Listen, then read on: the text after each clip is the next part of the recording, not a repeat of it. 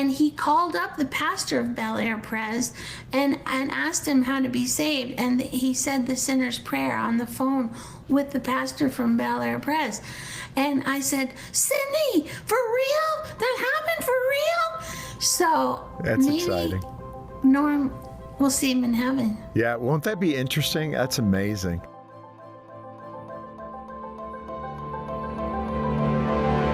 Victoria, welcome to ReFOCUS. Thank you, Jim Daly. No, it's so much fun. And, the one thing is I looked at all the things that you have done, and we're going to get into your life story and talk about how God opened these doors. But, Saturday Night Live is a big deal, and it was really fun back when you were on the show. I remember my wife and I watching, and, man, it was hilarious. Do you look back on that and think, wow, how did God put me in this spot? Yes. When I was there, I remember walking through the halls and I thought, I didn't have a TV. I've never seen the show before I was on it. And I didn't really know how to do characters and impressions, but I learned how after I auditioned and got the job and was there for a long time. But I remember walking down the hall and thinking, this is my mission field. This is my mission field.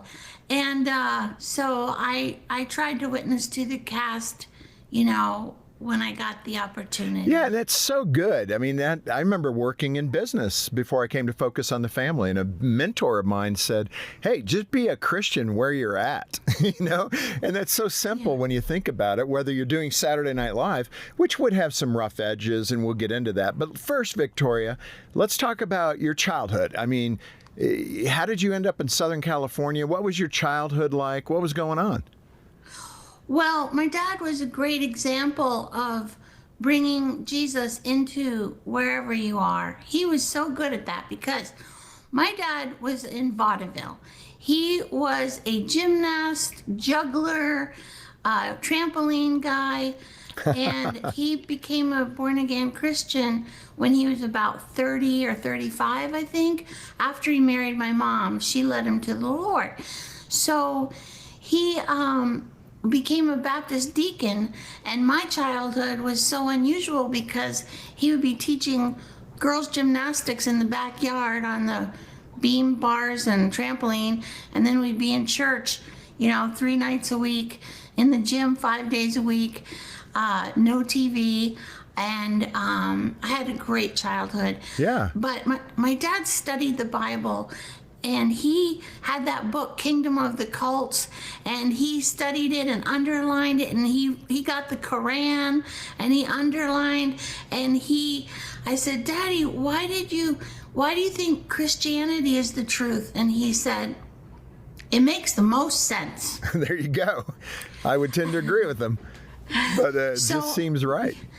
So my dad gave me this hunger for the Word of God, and I loved studying it. I went to a Bible college when I was 16 because I graduated from high school early. But what was I going to tell you? Oh, so how did I get to Hollywood and acting? It's kind of a funny place to go. Well, but before we go there, I do want to press on that gymnastics thing, because that became a focal point for your life, right? As a young girl, you did gymnastics from about, 8 to 18 or? From age 0 to 18.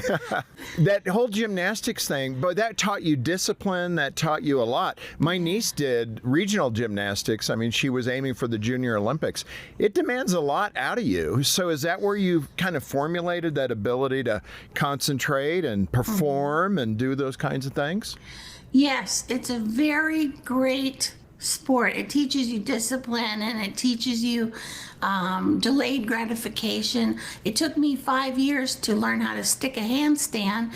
I was my dad's assistant. I went with him everywhere because it was the family business, and I helped teach his classes. And every time I had time, I would kick up to a handstand, and my dad had handstand contests with all the little gymnasts, and he would say, ready, kick up.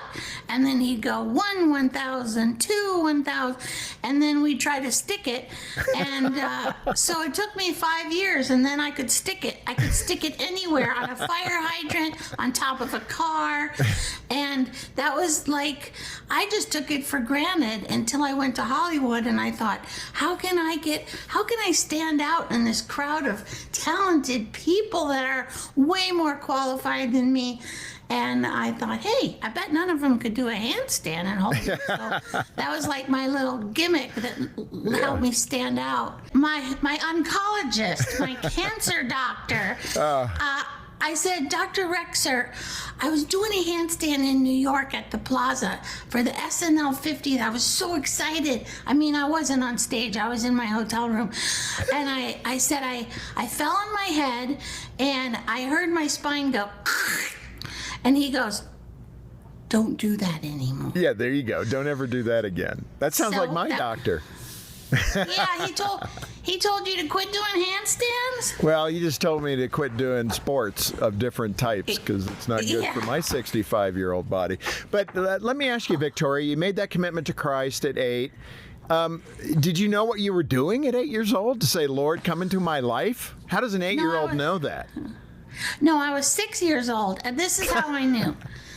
Because my dad was a teacher, and he taught us how to read. He didn't believe in kindergarten. He thought we should stay home until first grade.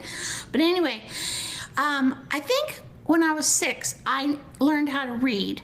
And the words of John 3:16 came alive to me. And I realized that God died for me, that it was personal, that he didn't just die for the whole world. For God so loved the world that he gave his only begotten Son, that whosoever believeth in him should not perish but have everlasting life. I realized it was for God so loved Vicky. And I don't know, I think it's because I learned to read. I think it was like a light bulb went on. Yeah, I think it's so good. It's that simple. Yeah. It's not complicated, and that's what makes it so hard. When you're older and come to Christ, like your dad at 30, I mean, there's a lot more stuff there you got to think about and rationalize, but that's wonderful. Now, let's get you to Hollywood. How did you get there? I'm trying to move my glasses so they don't reflect. You can let it go. We're used to this stuff now, called Teams and podcasts. It's all right. Okay, so what was the question? I was saying, how did you get to Hollywood? Were you with your parents, or did you go out by yourself? How old were you? Okay, so when I was 16, my dad goes, what do you want to be when you grow up? And I said, I don't know. And he said, well, you better decide. The sooner you decide, the better you could be at it. And I said, well, if I could be anything, I would like to be Maria in The Sound of Music and have 7 children in matching outfits and play the ukulele on a mountain and be married to the captain and live in a mansion. And he goes, well, that sounds like an actress. I don't recommend it because show business and Christianity don't mix very well. But if that's what you want to be, give it 100%. Wow. So that's great. That's kind of a big sentence, you know? Yeah. So I had that in the back of my mind, and as I went through college, English major, like what can you do with an English major? And then I was in my first play at Furman in South Carolina, and I got the acting bug because I was feather dusting the door and I made the audience laugh, and I got addicted to that. I was like, I must get this feeling again of making the audience laugh. So then I auditioned I couldn't afford college, so I auditioned for summer stock, and I was in a play in Birmingham, 3 plays for $600 for the whole summer. And then Johnny Crawford was flown in to be the lead. Now, Johnny Crawford was who to the rest of us? He was a child star, and he was in the show called The Rifleman with Chuck Connors. Yeah. That was before our time, a little bit before. Well, I watched it. You did? Yeah, I was probably 4, 5, 6 years old. What was his name in the Rifleman? What was the Rifleman's son's name? There you go. We'll let people respond. You can contact us and let us know the Rifleman's son's name. I can't remember. But yeah, anyway, so that was him. And so what was his connection to you? I think it was Mark. Was it Mark? You're right. It was Mark. Well done. But I didn't have a TV, so I never saw it. And I know he said Pa a lot. Pa. Pa. Yeah, he said Pa. But I love that show because it was a single dad. I had lost my mom at one point, so that connected with me, which is what so many shows did in that time, right? They weren't really pushing an ideology. They were just kind of virtue oriented, and the single parent dad, the rifleman, trying to be the good guy in the Western Plains, living out his life. But so how did this gentleman, the son of Pa, how did he connect with you in real life and get you into acting?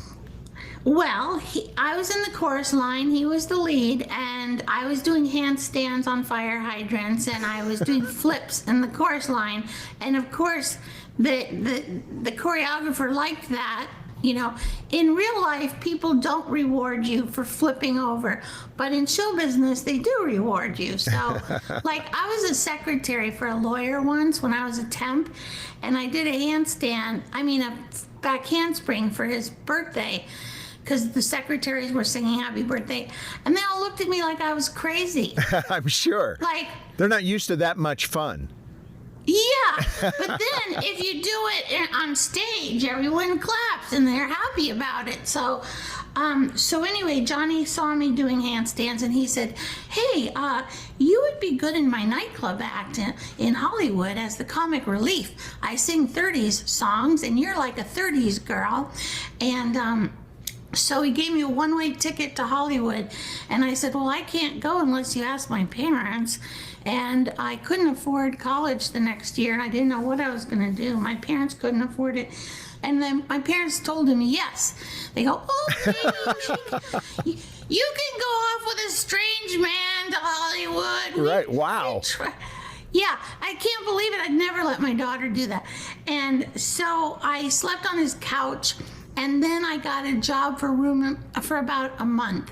And then I got a job for room and board at a retirement home, and I worked at the American Cancer Society typing.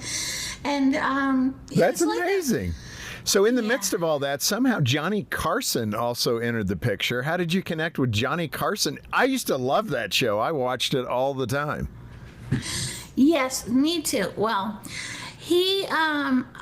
I thought, how can I get an agent? Because Johnny Crawford didn't have any connections anymore, and he couldn't help me too much. So I thought, hey, stand-up comedy is a new thing. It was 1980, and there weren't many women doing it. So I thought, hey, if I do a stand-up comedy act, people will look at me, and then maybe I'll get an agent, or maybe someone will cast me as an airhead in a sitcom. That was my goal. I thought I would be good at that. I thought that would be I could do that. And so I started doing stand-up comedy all around town at night after my jobs. And then the talent scout for the Tonight Show saw me and put me on Carson. That's crazy. You were on something like 20 times, the Tonight Show? Yeah, you've done your homework. Well, I know, but that is phenomenal. That's about as much as Jay Leno was on the show before he took it over. So that's pretty impressive. Tell me, now you're still being a faithful Christian in the environment. You're being, okay, you want to correct that? I went off the rails a little bit. Okay, that's understandable. I was a strong Christian, but what I did wrong was when I first went to Hollywood and I had no money, no family, no nothing, my priority was get a place to live, get a car, get a job, get an agent, and my priority should have been find a church. Because I would have had so much support, but I thought I already know everything about church. I know every verse of the Bible. I know church. I was like, I already know that. I don't know how to do these things. And I wish that I would. would have, gone to a church. I went to Hollywood Presbyterian, but I wasn't raised Presbyterian. I was raised Baptist, so I was a little suspicious of them, and predestination and everything. Yeah. Whoa. Yeah, and so I remember I walked home from that church because I didn't have a car, and a weird guy followed me home. So I was kind of afraid to go back. Because I don't know, I thought, he knows where I live and he knows where I go to church. So, but anyway, there aren't that many good churches in LA. There's a few, but they're not like on every corner like in Nashville where I am now. There you go. Well, let me ask you, how did the SNL, Saturday Night Live, how did that come about, the invitation to come join that crew? Because that was a wild bunch at that time. Name some of the co-stars that were on Saturday Night Live when you were there. Okay, I was there 86 to 92, and my cast was Dana Carvey, Dennis Miller, Phil Hartman, John Lovitz, Nora Dunn, Jan Hooks, and then when I was there, like my last couple years, there was Adam Sandler, David Spade, Chris Farley. Yeah. So I mean, some pretty wild guys and women. I mean, I've heard some backstage stuff about Saturday Night Live. It was big party time. Where were you at in your faith during that time?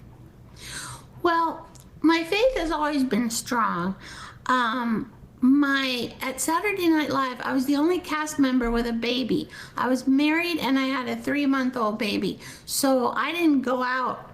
I would rush home from work to be with my baby, and I didn't want to miss her first step or her first word.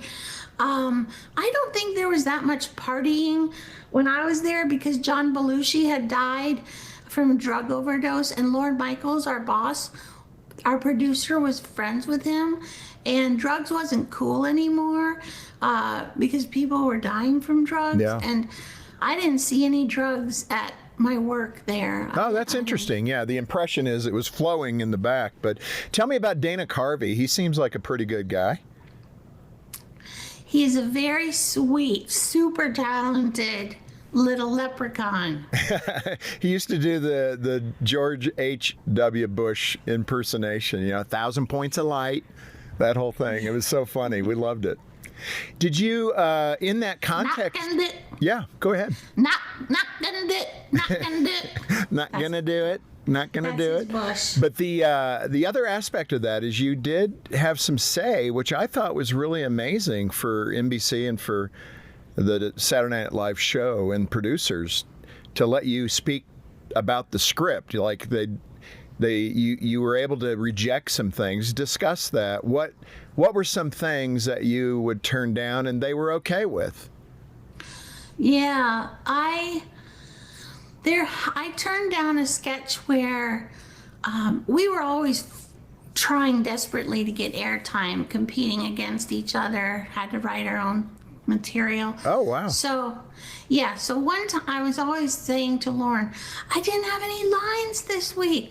And so one time they wrote me my own sketch and I starred in it, and it was making fun of a Christian who's like over the top, like Jesus salt and pepper shakers, Jesus napkin holder, praying all the time. Jesus, help me move my hand over here to pick up my bread, So anyway, I thought about it overnight, and I thought there was one part of it where I had to kneel down and pray, and I thought, you know what, I can't pray in a comedy sketch. I think it's really talking to God, and I feel like it's blasphemous. And so I met with Lauren in his office. I had to wait an hour because he's very important. You have to wait an hour. And I went to him and I said, Lauren, I don't think I can do this sketch because I'm a Christian and I feel like it's making fun of prayer, and I'm afraid I'd either start crying or I would get hit by lightning. And in the middle of it, and he said, I understand, no problem. And he gave it to Julia Sweeney, and she read it. She did it at dress rehearsal, and nobody laughed. So they just tucked it away. No one saw it. Interesting. And then years later, when Sally Field was the host, they resurrected it and gave it to her, and she did it. Oh, she wow. did the part I turned down. Wow. Well, Yeah. more power to them. But that's great that you were able to kind of, let people know where you stood, and not in a bad way. I'm sure it was very polite, and you talked it through. Oh, yeah. And there were things that I shouldn't have done that I did do, but it was like last minute, oh, should I do that? Should I not do that? And I don't want to get fired, and I have a baby. I'm supporting my husband and my baby, So there was times when I probably made the wrong choice, but I tried hard to make. Tell me about the conversation that you had with John Lovitz about the Lord, and how did it go?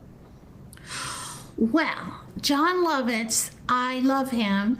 And one time I sent him a Jewish tract, a tract in his Christmas card. And it was like about, Jesus was Jewish.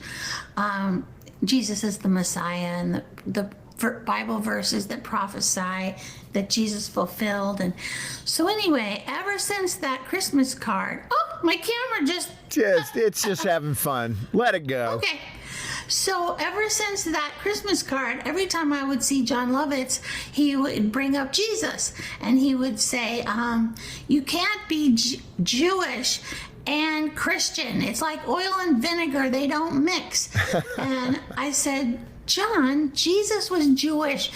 Everyone and everything in the Bible is Jewish. The disciples are Jewish. And so we would talk like that. And I'm still praying for him, and I'm still trying to persuade him that Jesus is his Messiah. What's so good about that is, the grade that is there is not on the success of somebody converting. It's on our faithfulness of being there for the Lord and doing what we can do. It's really up to the Lord, the Holy Spirit, to take it from what level we can take it to in that relationship. Let me ask you this. You walked into a meeting, from what I understand, and you read Romans 1. Now, that's pretty bold. Romans 1 is a tough part of Scripture where the sins of everybody are being laid out there, and Paul's addressing the Romans and saying, these are the bad things you do, basically. What was the setting like for you to turn to Romans 1? Okay, so I never proselytized like at work. It wouldn't have been appropriate. I just showed up, was professional, knew my lines. But there were a few moments. One day I walk into the writer's room, and they were talking about homosexuality. They were trying to think of gay jokes. And this was the late 80s, so it wasn't like everywhere like it is now. There's a book called After the Ball about two gay PR guys who tried to change the attitude of homosexuality in America and in 12 years, and they did it. Yeah. They did it by brainwashing this generation with television shows. And anyway, so they were talking about they're trying to think of gay jokes. And I was listening to them, and there was a Bible on the shelf at Saturday Night Live. Like a prop or something? I probably. It was there. I just looked, they were talking, I looked up, I saw a Bible on the shelf, I was like, what? Wow. And then it came into my brain, Romans 1, and I thought, they probably know I'm a Christian, and they probably think I'm standing here prudishly thinking, oh, gay is a sin. And I said, so I should read them Romans 1 and show them that it's just a sin like all the other sins, like gossip. And so I said, hey guys, this is what the Bible says about homosexuality. And I started reading that verse that has gossip in the same paragraph with homosexuality and murder. And so, yeah, it's a sin, but we all have sins. It's not like the only sin or the worst sin. And it's kind of the point, right? Yeah. We're all sinners. So they were all speechless. And they were just like, everything froze in time. And then I just went, oh, well. And I put the Bible back and left the room. So that was a funny moment. I guess the Holy Spirit prompted me. Yeah, no, I mean, that's an interesting and appropriate way to, let it be known what you believe and what you think. You also sent the Bible on tape, right, to the cast members as a Christmas present, or? Yes, I thought, how am I going to tell the gospel to each cast member when I only see them passing in the hall or in a sketch? We never really hung out, and it was workplace. And I thought, I can't explain to them all of the treasures I know in the Bible. So I thought, hey, I know it's Christmas. We're all making a lot of money. We all probably have new cars that have a new cassette player in them. That was the big thing in the 80s, cassette player in your car. And so I got the Bible on cassette, and I gave it to each of them all wrapped up for a Christmas present. I put outside of their dressing room door, and one person returned theirs and said, I already have one. But nobody else said a word. And 20 years went by, and I was doing stand-up with Kevin Nealon one day, and we were in a limo, and I said, Kevin, did I really give you the Bible on cassette, or is that like a dream I had? And he goes, no, you really did that. And he says, I still have it on my shelf, and I think I've listened to number 3 and number 5. and I was like, awesome! Yeah. I did do that, because that was my mission field. No, it's so good. Once again, just being faithful and letting the chips fall where they may, and people listen, people don't listen, whatever. It's okay. Yeah. But your cheery attitude, and it's hard to be angry at a joyful person, and you obviously are a very joyful person. Let me ask you specifically about Norm Macdonald. There was a comment that he had come to Christ after before succumbing to cancer, I believe he did. Do you know any insight on that, and where was he at? Well, okay, so before I tell you that story, I just want to tell you, my dad was such a good example of witnessing. My dad used to tell his gymnasts while he was driving them to a gym meet the gospel. And he also, I remember him telling Maureen Fowler, and I remember him saying, Vicky, come here. And I'm in my leotard, and we're all sweaty, working out in the gym. And he said, tell Maureen John 3:16, because my dad could never remember anything. He couldn't remember verses or names of people. He used to call his gymnast, hey, Dimples, hey, Blondie, because he couldn't remember their names. But I told it to her, and I said, you never heard that before? And she said, no. And she's Catholic. And I said, Catholic people never heard John 3:16?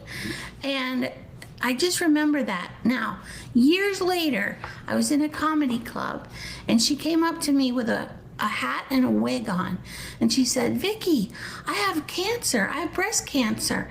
And she took off her wig and her hat, and she was bald. And I didn't know I was going to be getting breast cancer a few years later.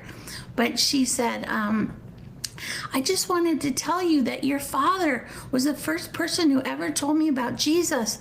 And I just got saved, and all of my kids got saved. Wow. Since my diagnosis. And she said, I want to get in touch with your dad and thank him. And so I gave her his phone number, and me and my dad talked to her and sent her Bible verses about heaven through her last year of life while she was dying.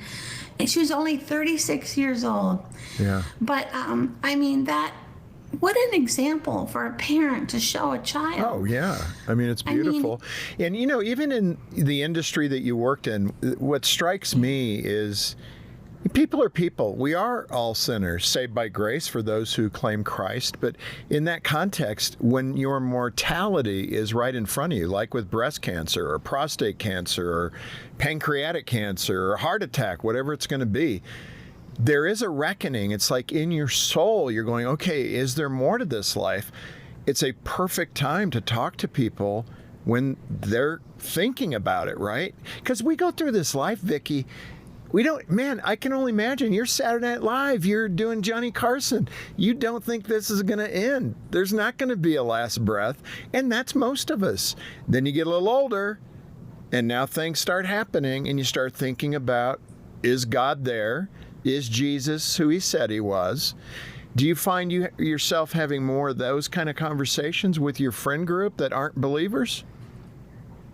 Well, my feeling is that everyone knows they're going to die, but they kind of think it's going to be someday, and they distract themselves with distractions so they don't have to think about it. Believers and non-believers, right? Yeah. We distract ourselves. And when you get diagnosed with stage 4 terminal breast cancer, which is what I have, it does make death way more real, and it makes me bolder to tell the gospel, and it makes people more open to listening to me because they know I'm going to be facing eternity either in heaven or hell soon. And so I just think this whole cancer thing was a huge blessing that God gave me. He gave me Saturday Night Live for a platform for people to listen to me, because I can get in headlines now if they go, former SNL cast member dying of breast cancer. I can get in the headlines. Whereas people who weren't on the show, maybe they won't get in the headline, but it gives me a platform to tell the gospel. And I just noticed that, unbelievers are more open to listening to me. Yeah. Vicki, with Norm Macdonald, go through that and what happened. Again, a great story about somebody coming to faith from what I've heard. Well, I opened for him a couple times doing stand-up. And this one time, we were in the dressing room, and I think I had just given him a picture of Elvis Presley, because I always thought Norm Macdonald looked like Elvis Presley. And I don't know, it was this cool picture, a very odd one, and I don't know why I gave it to him, but so maybe that's what prompted him to say this. But he said to me, how come we never dated? And I was like, first of all, I've always been married. I was married the first time, then I was single for a week, and then I was married. And secondly, he never asked me out. So I was like, and so I was trying to think fast, and I said, because you don't go to church. Ah. And I kind of was hoping I was planting a seed, and he went, oh, so that's the deal breaker. And that was our little moment. Then all of a sudden I see that he died of cancer. Like nobody knew he had it, right? And I watched every video when he was near his death, and it sounded like he was getting closer to Jesus. He was talking about Jesus. He was really, I go, oh, did he get saved? So then I was talking to a friend of mine, and her name is Sydney Forrest, and she's a singer in LA. And we were talking about Norm, and she said, oh, I go to Bel Air Presbyterian, and Norm Macdonald was watching our weekly show on TV of the sermon, and he called up the pastor of Bel Air Pres and asked him how to be saved, and he said the sinner's prayer on the phone with the pastor from Bel Air Pres. And I said, Sydney, for real? That happened for real? So that's maybe exciting. Norm, we'll see him in heaven. Yeah, won't that be interesting? That's amazing. But what, again, a good example of just being present and being a good friend and following up and saying a word here, a word there. It doesn't have to be really complicated. Let me ask you, your first marriage, it ended, and we don't really need to go into that, but your high school sweetheart, you ended up marrying Paul.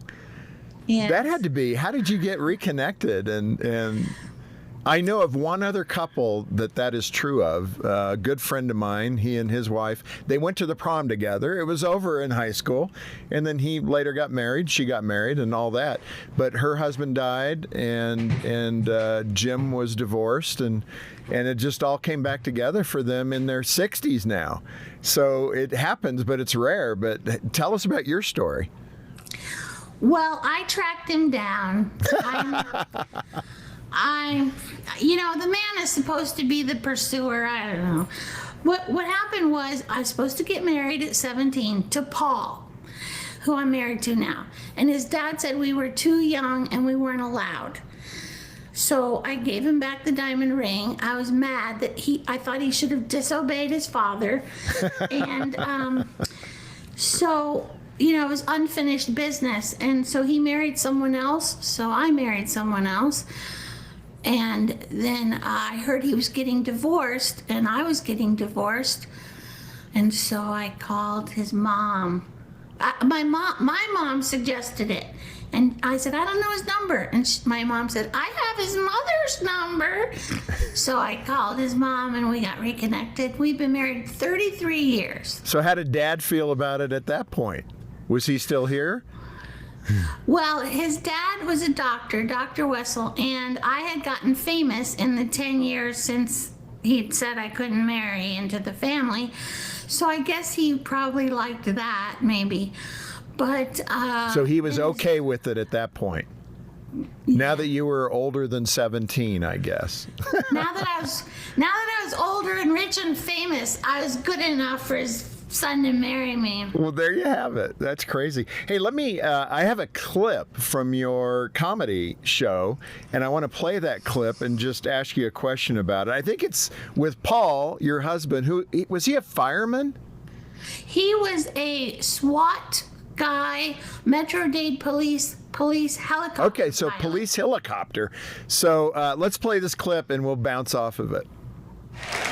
There's a lot of crime in Miami. That's why Paul likes it there. And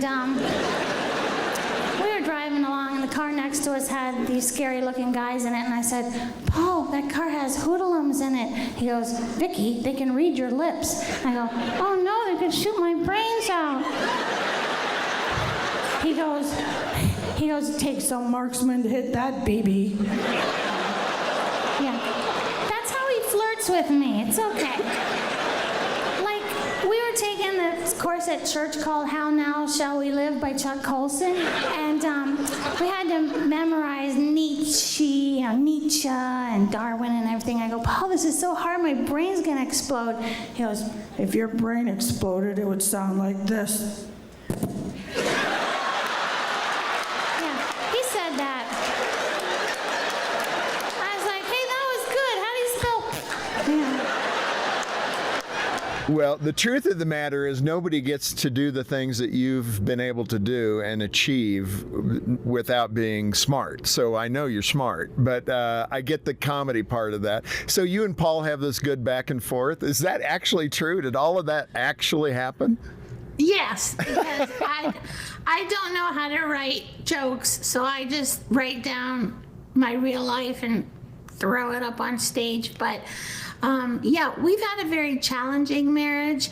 It has not been easy, and I like to say that because just because you're a Christian and you marry a Christian, see, my first marriage, I married a non-Christian, and I disobeyed the verse, be not unequally yoked together with unbelievers, for what fellowship hath light with darkness? And I remember thinking, I know, God, but I'm taking him to church. Anyway, my first husband did go forward and accept Christ. I'm not sure he understood it all the way, but Paul from high school, he was a believer and I'm a believer, but that doesn't mean your marriage is going to be perfect or easy. That is true. So we have struggled through 33 years, and right now we're doing pretty good. That's good. Well, listen, you could tell Paul to call Focus on the Family. We'll help him. Yeah. We'll help him not tell you those silly jokes that may offend you or belittle you. So that's probably job one right there. But some of that can be fun. I mean, that's the way we banter as couples and things like that. But seriously, I mean, there's, couples struggle communicating, and That's all part of it. We have a great program called Hope Restored. Get this, like about 30% of the couples that go have divorce papers ready. And we have an 81% post 2-year success rate. We go back to those couples, 80% are married and doing well. And I just think it's one of the best things happening in the country. So that's just one of the hidden jewels of Focus on the Family today. And that's active 4-day marriage intensives to help couples communicate better. Because you're so right. And I'm glad you're honest enough to admit it. Like you're not going to church going, oh yeah, everything's great. Paul and I are fine. It's refreshing to hear we struggle. So way to go. Well, some of my poems in my new book, they're about my broken heart and my husband. So, yeah. So. Well, in fact, one of the things like with loss, your brother, I believe, died during COVID. Is that right? From COVID? My brother committed suicide. During COVID. During COVID. Because he got laid off because of COVID cutbacks. He was an architect in LA. Yeah. And that was his identity. I said, Jimmy, your identity is in Christ, not in your career. Don't put all your hopes and dreams in your career. Put it in Jesus. And he started a downward spiral. He lost his health insurance, his job. His fiance left him because he was going to get married for the first time at 60 years old, and she left him when he lost his job, and he was in bad health, and it spiraled down, down, down. Yeah, that was very traumatic. That's very hard on a family. I've seen it firsthand because my wife, she has 2 brothers. There's 6 kids in the family. 2 of the brothers also died by suicide. And, these were, ironically, this sounds weird, but they were a big SNL family. They used to sit together and watch you on TV during those years. 86 to 92 would have been the years that AJ and Craig, along with Gene, were watching, and the mom and dad watched. And isn't it interesting but that kind of grief, it's been very, very hard for Gene, my wife, to get through that with 2 brothers committing suicide. Yeah. So that feeling probably, obviously, better than most people. You've shown compassion for others who've gone through illness, and you just described it with your brother. But you reached out to Johnny Carson, I think, after his heart attack, if I'm reading this correctly. I mean, Johnny Carson, that takes a lot of courage, Vicki. I mean, honestly, because he was a superstar. He was the guy. And I guess I'd love to hear what gave you that idea and then the courage to be able to do it. And how did he respond? Well, courage. I would have had courage if I would have talked to him face to face about the gospel. I never really had that chance because whenever I was on his show, I didn't see him before the show. He liked to save the energy for on air. So we didn't chat backstage. So it didn't take that much courage to send him a Bible. But I read in the tabloids that he had a heart attack. And I thought, hey, I still have the number of his secretary from when I used to be on there. So I called her and I got his address. And I sent him a Bible with his name on it and a tract and toys and candy. And then he wrote me back a thank you note and he said, thank you for the care package. If it doesn't work, I hold you personally responsible. Which is, that's great. Hey. I know. So I wish I could find that. I had it on my wall, his thank you note, and I moved so many times and I can't find it now. But yeah. But I gotta, what? Just the faithfulness of doing that. A lot of Christians would wither because these are big people. These are important people. You're putting your reputation on the line to say, hey, have you thought about Jesus? Here's a Bible. All those things that you've done. It's just so refreshing. But I know that partly it's acceptable to them because of how you do it. You're doing it with an act of goodwill, with good intention. You're not trying to win something. You're not trying to you're not battling with them. You're just saying, hey, this is really good. I've been a Christian since I was 8. I think you would love to be a Christian too. Is that kind of how you're thinking about it? Yes. Well, if you really love them, you would tell them. And if you really believe it, you would tell everyone. And Penn and Teller, the magic act, Yeah. Penn and Teller, Yeah. Penn is an atheist. And he says that this guy came up and gave him a Bible and told him about Jesus. And he said, I wasn't offended. I was touched in my heart that he would care enough about me to do that. And there's a young man now named Dylan, I think it's Novak, and he calls himself the celebrity evangelist. He's on Instagram, and he goes up to celebrities all over the place and hands them a Bible with their name on it. Now that takes courage. I am so proud of him. I saw him at the NRB, the National Religious Broadcasters Convention. I said, celebrity evangelist. And so I met him, and we know each other now. And every time he goes up to one of my old cast members with a Bible, he tells me, and he sends me a picture. That's great. He's doing a great That's job. awesome. We got to support him. Let me ask you, as we wind down here, I got a couple of questions for you. One is Bill Maher, that you actually have spent time with Bill Maher. It's been interesting to see Bill Maher move. And I'll tell you, as a comedian, what caught my attention, right as COVID was coming to an end and the whole woke thing was being challenged all of a sudden, and Bill Maher was part of it. And I felt, hearing Samuel Jackson, a comedian, and then Bill Maher, a commentator / comedian, he said, did anybody see the gay pride parade in New York last week? I was watching a clip on YouTube, and he said, did you notice there are no gay people on the lectern? And everybody laughed. And I went, wow, that's interesting. And he went on to say they were all trans people there.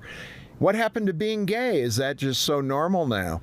And I thought, a comedian of the left doing that's the beginning of something, and it was.